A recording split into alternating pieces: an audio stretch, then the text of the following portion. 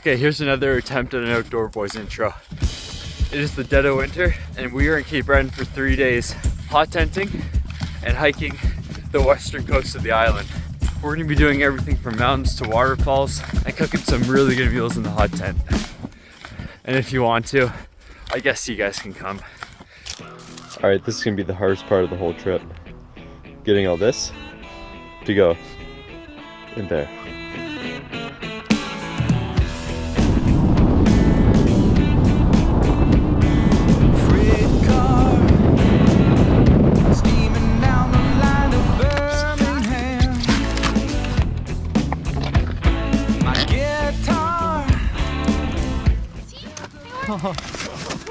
How much did these cost you? $15.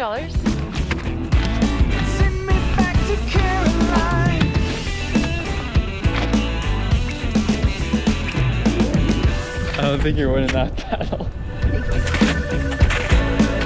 Over the next 3 days, we're definitely going to be doing a lot of mountains, but this trip is just as much about doing hikes for the hiking guide as it is seeing Cape Breton in the winter. Salt Mountain's actually one of the few mountains in Cape Breton that I don't have a picture for yet. So this is a big one to check off. We don't have anyone breaking trail for us anymore. It gets a little bit harder.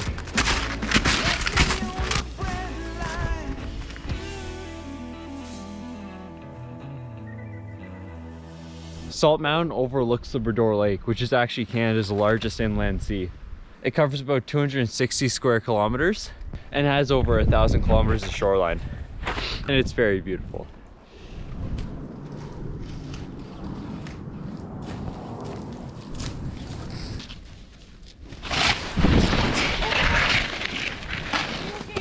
Yeah, we're sledding now. Oh, God.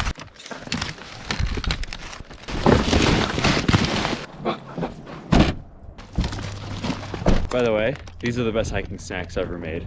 Okay, that's hike number 1 of the trip. Now I'm gonna go set up our camp for the next 2 nights.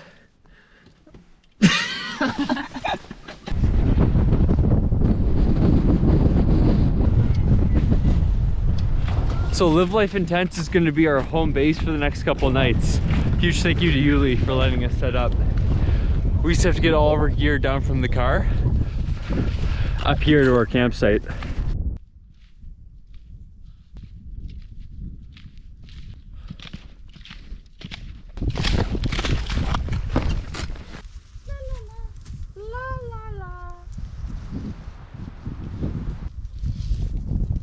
I've just been holding it up. Okay, so this is a magic trick I've been working on for a while. So if you set up a hot tent in the woods and then you say, "I love mountains," a pretty girl will come out. Okay, this is the moment of truth. Oh my God, look at this one. This is the most beautiful one I've ever summoned by doing this. Look at this. Look at this. Not too bad, eh?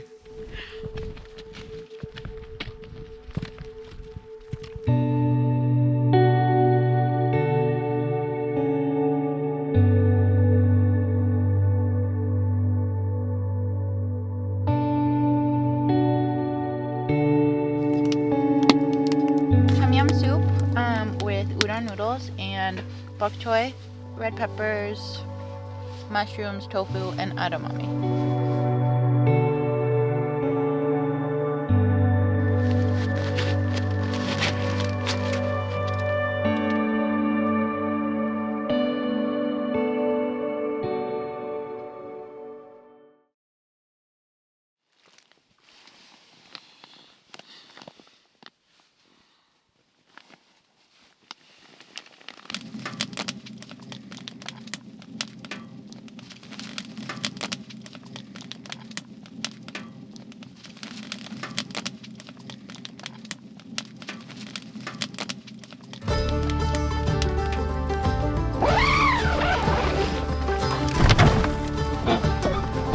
First stop of the day is Shetty Camp for some coffee.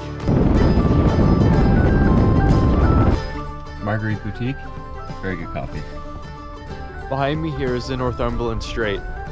Way in the distance on the other side is PEI. In years past, this would freeze over like this all the time, but the last few times I've been up here in the winter, I've never seen it frozen. So looking at it now, it's pretty unbelievable. Just ice as far as you can see. The Gypsum Line Trail is an absolute Cape Breton classic. It's pretty short and pretty accessible, so in the summertime it's a very popular spot, but we pretty much have it to ourselves in the winter.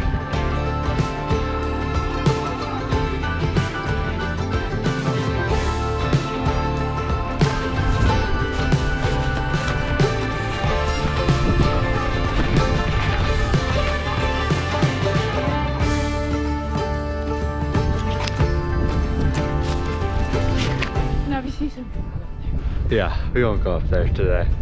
No, a little slippery. That is amazing though.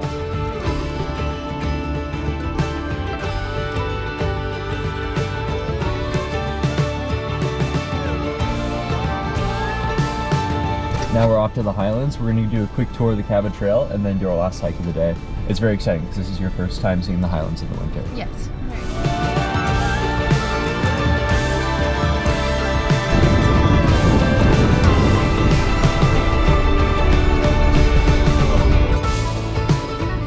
So one of the really cool things about the Cape Breton Highlands is that it has one of the most unique ecosystems in Canada.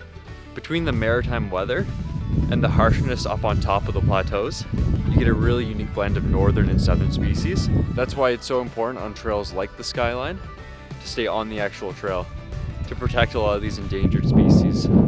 Okay, first time seeing the Highlands in the winter. Yeah. Thoughts? It's gorgeous, beautiful, stunning, all of the above.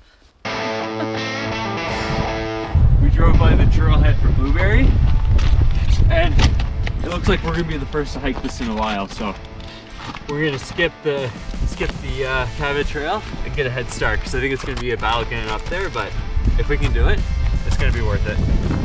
Okay, I should have clarified. No human has hiked this. Moose, on the other hand, are hiking this all the time. Look at this. Big ball of moose fur. Definitely true snowshoeing now. It's tough, but so fun. So here's probably the best.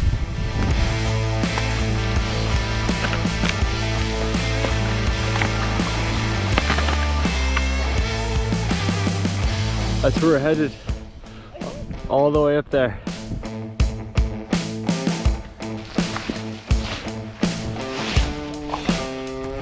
GoPro keeps dying. We're switching to phone cam. So deep through here. So pretty though. Oh, look at that. I love Cape Breton. I hope Cape Breton loves me. It's Moose City back here. Look at all this. It's all moose.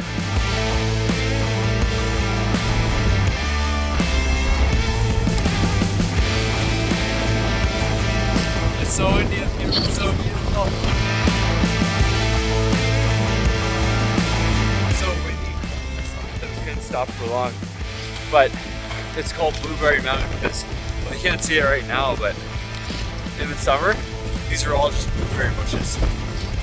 Actually, because of that, and how much scurry there is, there's a lot of bears in the area, so a lot of hikers actually warn against doing it alone. It's pretty crazy. It's like at least twice the speed going down. There's the end. We're gonna get some pizza in town, and we'll see you guys back at camp. I think we're both pretty starving.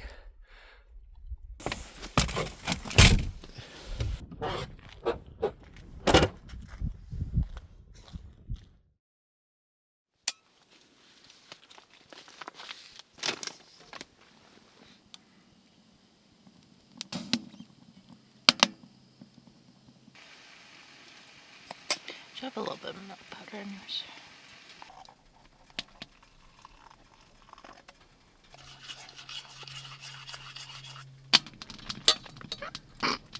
Did we spill it? No, you almost did. You're such a boy.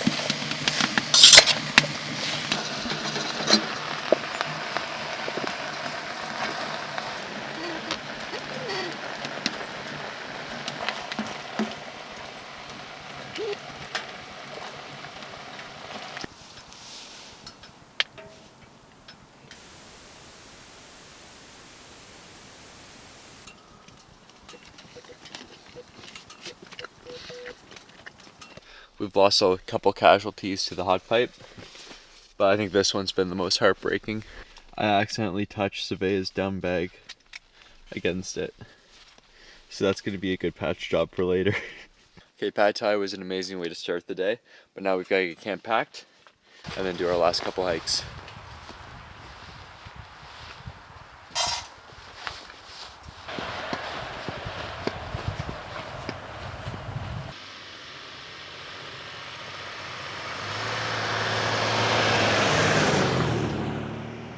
We're at our last hike of the trip now, and I think this is a great one to end with because it's Cape Breton Classic and I've never done it, so I'm very excited.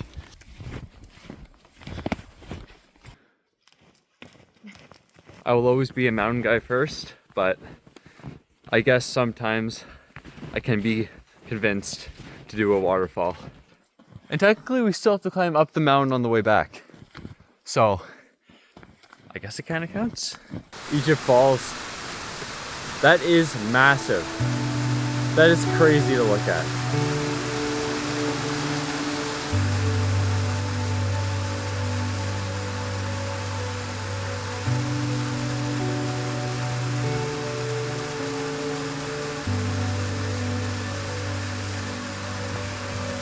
I think the whole point of this trip was really to take in the wonderful winters that Cape Breton has that you kind of miss back home on the South Shore. And I think we definitely did that between climbing the mountains, hiking the waterfalls, the hot tenting. It was a pretty amazing trip. Do you like winter just like a tiny bit more? Yeah, a little bit more, at least in Cape Breton. Thank you guys so much for watching, and we'll see you in the next one here.